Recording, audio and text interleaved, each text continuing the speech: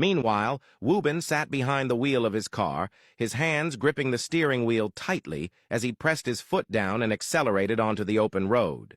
Beside him, Yaren sat rigid and silent at first, her eyes flicking nervously to the speedometer as the numbers climbed higher and higher. The engine's low growl filled the tense silence between them. Yaren shifted uneasily in her seat, her fear growing with every mile that blurred past the window. When she finally found her voice, she demanded to know where he was taking her, her tone sharper now, laced with panic. But Wubin's eyes stayed fixed on the road ahead, his jaw set, offering her nothing but the cold silence of the speeding car. Frustration edged into fear as Yaren reminded him that he had forced her into the car and was clearly not taking her back home. Her voice rose until she was shouting at him, demanding an answer. Without so much as flinching, Wubin turned his head just enough to glance at her, his eyes hard and unreadable. He reminded her of her own words, that they were supposedly engaged and needed to get to know each other, and that was exactly what he intended to do.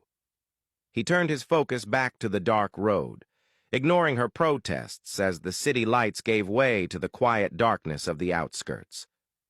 The car finally slowed as they approached a secluded lake, the water shimmering under the pale moonlight. Wubin pulled over without a word, cut the engine, and stepped out. He rounded the car and wrenched open her door, pulling Yaren out by the arm despite her attempts to resist. She stumbled behind him, her eyes wide and frantic, as he led her down to the dock where his private yacht waited, rocking gently on the still water. He forced her aboard, dragging her into the cabin and shoving her onto the plush couch. His eyes were cold and sharp as they locked on hers, the distance between them crackling with the storm he had kept bottled up for far too long. They were alone now, far from the polite smiles and quiet tension of the house, far from any eyes that could save her from whatever storm she had unleashed. Yaren, trying to steady her shaking breath, accused him of acting insane, her voice trembling as the mask of calm she had worn so well began to crack. Wubin didn't flinch. He grabbed her by both wrists, pulling her up so they were face to face, so close she could feel the heat of his anger radiating off him. His gaze cut straight through her pretense as he told her plainly that he was not as foolish as she believed him to be. He reminded her that he knew she didn't truly want to marry him, that it was all just another twisted game. His eyes narrowed as he told her he should be the one asking questions.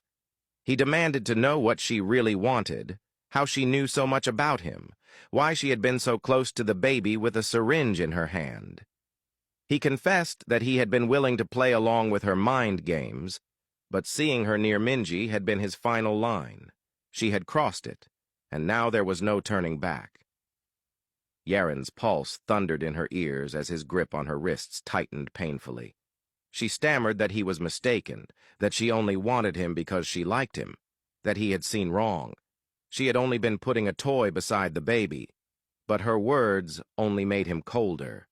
He warned her that he was not a man to toy with, that if she pushed him too far, she would find out exactly how dangerous he could be. He reminded her that she must know this already, since she had clearly researched him so well. Yaren tried to break free, but his hold was ironclad. He dragged her roughly out onto the deck of the yacht, the night air biting at their skin as the water lapped quietly below them. He pulled her to the edge, the dark lake stretching out into nothingness under the moon. She could feel the cold mist rising, chilling her to the bone as dread twisted deep in her gut. Wubin's eyes were unwavering, his expression stripped of all the warmth and charm he once wore so easily. He was something else now, hard, unyielding, and utterly capable of pushing her into the dark water without a moment's hesitation. He asked her one final time if she was going to keep lying. Yaren's mind raced as she stood on the edge, the wind whipping around her, her heart pounding so hard it felt as if it might break through her ribs. He leaned closer, his voice low and steady in her ear, asking if she had any last words.